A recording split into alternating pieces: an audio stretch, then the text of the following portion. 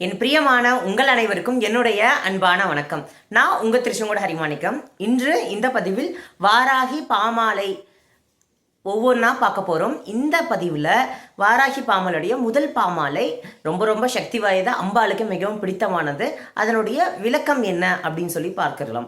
ஏன்னா ஒரு விளக்கம் தெரிஞ்ச அந்த அம்பாலை நம்ம பூஜை பண்ணும்போது அந்த ஸ்தோத்திரத்தையோ அந்த பாடலையோ நம்ம பாராயணம் சொல்லும்போது நமக்கு அதற்கான பலன்கள் இவ்வளவு இருக்கா அப்படிங்கிறது நம்ம என்ன சொல்கிறது, அவ்வளோ நம்ம பக்தியாக நம்ம புரிஞ்சிக்க வேண்டியது அவசியம். அதனால் என்னால் முடிஞ்ச அளவுக்கு உங்களுக்கு போர் அடிக்காத மாதிரி சிம்பிளாக நான் விளக்கிடுறேன்.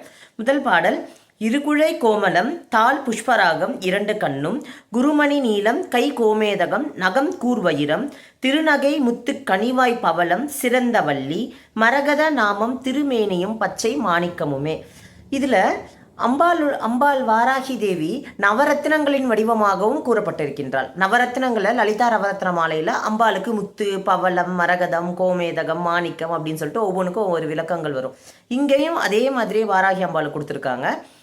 இப்போ இரு குழை அப்படின்னா இரண்டு காதணிகள், கோமலம் அழகிய வைதூரியம் பதித்த ரத்னக்கற்களை பதித்த அழகான காதுகளை கொண்டவளே, தாள் என்றால் பாதங்கள், புஷ்பராகம்னா புஷ்பராகம்னுங்கிற ரத்னம் அதை சொல்கிறாங்க.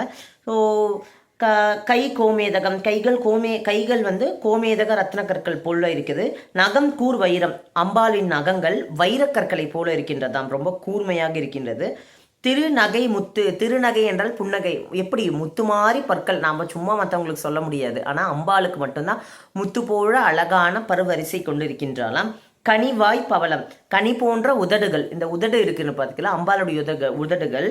கோவை பழம் எவ்வளவு சிவப்பாக இருக்கும், இயற்கையிலேயே சிவந்த நிறத்தை உடையது. அப்படிப்பட்ட உதடுகளை கொண்டிருப்பவளே, சிறந்த வள்ளியே, சிறப்புடைய இளம் பெண்ணே, மரகத நாமமும், உலகில் பிரசித்தமான பச்சை நிறத்துடைய பார்வதி தேவியின் சுரூபமாக விளங்குபவளே, தளி போன்ற உடலே, அதாவது திருமேனியும் பச்சை, மாணிக்கமும் அதாவது சாதுரங்கம் குருவிந்தம் சௌகந்திக்கம் கோவாங்கம், இது எல்லாமே அரிய வகை மாணிக்க கற்களாம். இந்த மாணிக்க கற்கள் எல்லாமே, மாணிக்கம்னா நமக்கு மாணிக்கம் மட்டும்தான் தெரியாது, நேரில் கூட நம்ம பார்த்ததில்ல, ஆனால் அதில் இப்படி ஒரு 4 வகை இருக்கான்.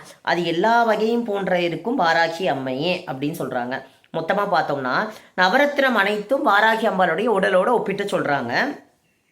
செவிகள் இரண்டு காதுகள் வைதூரியம், 2 திருவடிகள் புஷ்பராகம், அவளுடைய 2 கண்கள் நீல நிறம் போன்ற நீலக்கல், 2 கைகள் 2 கரங்கள் கோமேதக கரங்கள், நகம் வைரமாகவும் பற்கள் முத்தாகவும், இதழாகிய அவளுடைய வாய் பவழம் போன்றவும், திருமேனி மொத்த உடல் எப்படி பச்சை மரகத கல்லால் ஆனதை போலவும், மாணிக்கம் போன்ற குழை அப்படின்னா முதல்ல செவிகளை சொல்லிட்டாங்க. இப்போ செவிகள் அணிந்திருக்கிற குழைகள், அம்பாள் தோடு அணிந்திருக்கிறார் இல்லையா, அந்த தோடு அழகிய ஆண்கள் காதணின்னு அந்த காலத்தில் கூட அணிவாங்க.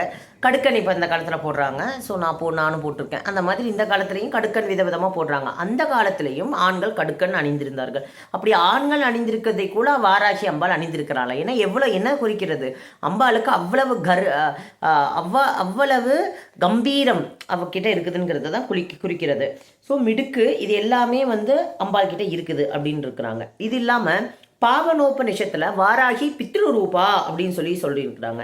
அதான் வாராகி பித்ருரூபானா ஸ்தூலகாரங்கள்னு சொல்றது சூரிய பகவானுடைய பூர்ணமான அருளை நமக்கு பெற்றுத்தரக்கூடியவளாகவும் இவள் இருக்கின்றாள்.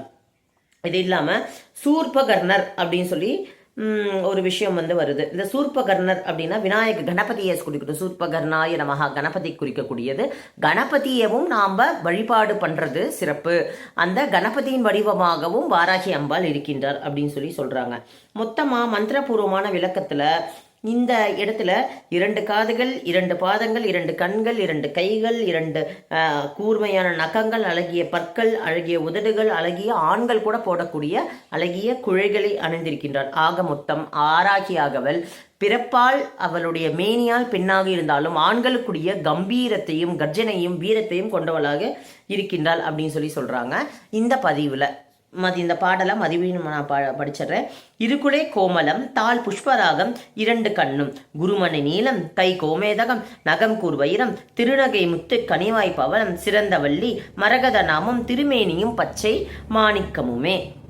அம்பாளுடைய பூரணமான வடிவம். இது தியான மந்திரமாகவும் நீங்கள் எடுத்துக்கலாம். வாராகி அம்பாளுடைய தியானத்துக்கு நீங்கள் சமஸ்கிருதத்தில் தெரியல அப்படின்னா தமிழில் இதை தியானமாக எடுத்துக்கிட்டு அவள் இந்த மாதிரிலாம் இருக்கின்ற அவளுடைய கண்ணை மூடி அவளுடைய கண்களை, அவளுடைய காதுகளை, அவளுடைய நகங்களை, அவளுடைய கூர்மையான பற்களை எல்லாமே நினச்சி பார்த்து அம்பால தியானம் பண்ணிக்கிறோம். இன்னும் அடுத்தடுத்த பதிவுகளில் இன்னும் 32 பாடல்கள் இருக்குது. எல்லாமே என்னால் கொடுக்க முடியுமான்னு தெரில. ஆனால் என்னால் முடிஞ்ச வரைக்கும் எல்லா பாடல்களோட விளக்கத்தையும் உங்களுக்கு நான் கொடுக்குறேன். மீண்டும் சந்திக்கும் வரை உங்களிடம் வந்து விடைபெறுவது உங்கள் திருச்செங்கோடு ஹரிமாணிக்கம். நன்றி, வணக்கம்.